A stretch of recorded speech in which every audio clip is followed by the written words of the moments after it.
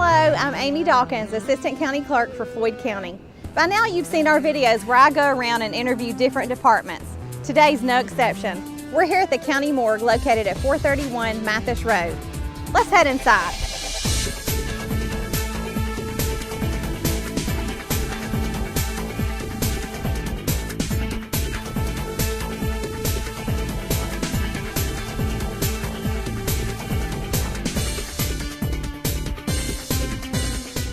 A coroner is a public official appointed or elected in a particular geographic jurisdiction, whose official duty is to make inquiry into deaths in certain categories. The office of the coroner, or crowner, dates back to medieval times in England when the crowner was responsible for looking into deaths to be sure death duties were paid to the king.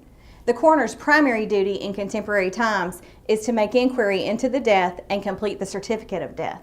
The person holding the office of coroner, a position dating from the 12th century, was charged with keeping local records of legal proceedings in which the crown had jurisdiction. He helped raise money for the crown by funneling the property of executed criminals into the king's treasury. Over the years, these responsibilities decreased markedly. In the United States, although there's no longer any crown, thankfully, a coroner's main duty is the investigation of any sudden, violent, or unexpected death. Well, a typical day here at the morgue in Floyd County Coroner's office is we come in the mornings, and the first thing we do is, or first thing I do is I come in and check the computers. I answer emails, which we have quite a number of those come through. Check for requests. We have a lot of records requests that comes in over email now. They can actually go online and make those requests, and we can honor those requests legally through that system now of emails. After we do the emails, I start checking for death certificates. Every day there's death certificates that come through the office, and I have to sign them out. Have to fill those death certificates out, sign them out, and pin them back into the system so that they can be sent into the state to be processed. Funeral homes are charged by law to enter those into that system and pin them to the responsible person for signing. When those come to me, I sign them and get them right back out. After that, I go online at the state sites and go on the Georgia Bureau of Investigation website. From there, I look at pending cases that I have through the GBI. I have some cases that have been there for a couple of weeks. I have other cases that have been holding and they're still working on for several months. It's a long, drawn-out process to do a lot of things that are done down there, but it does give us good definitive answers when we get results from them. In the meantime, I'm answering constant phone calls from people that are coming through with questions and needing answers about their loved ones and friends and family that have passed away. If it is a coroner's case, we'll tell them what information we can. Sometimes we do, and sometimes we don't. We try our best to honor the dignity and respect that patient and person as much as we can. Throughout the day, still we're having to do this. After we're doing this, we're doing the usual stuff of taking bodies in and releasing bodies. We log them in. We know exactly where each body is in our cooler system, and we know exactly where that person goes when they leave here. Everything is logged in and logged out. We do everything right by the book.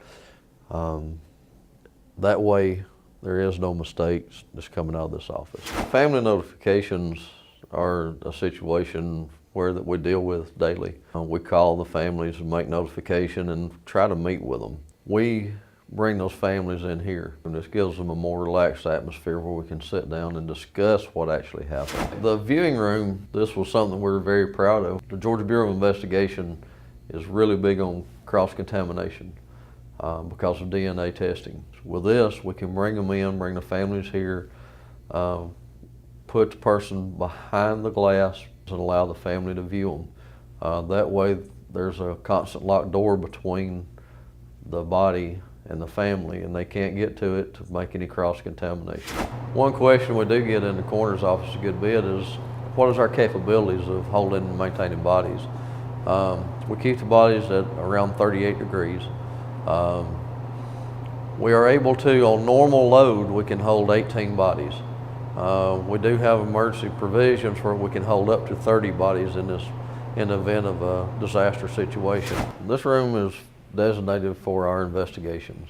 When we have someone come in, if need be, we bring them into this room. We have the facilities here to be able to draw tox screens and blood alcohols and things on the deceased patients. With those, they're drawn in a sterile atmosphere, and those are packaged and sent to the Georgia Bureau of Investigation for analysis. We don't do physical autopsies here. That's done by the medical examiners at the GBI in Atlanta. There's a question that comes up about autopsies. People want those autopsy reports a lot of times. People need to be prepared when they do request those, because they are very graphic and very detailed.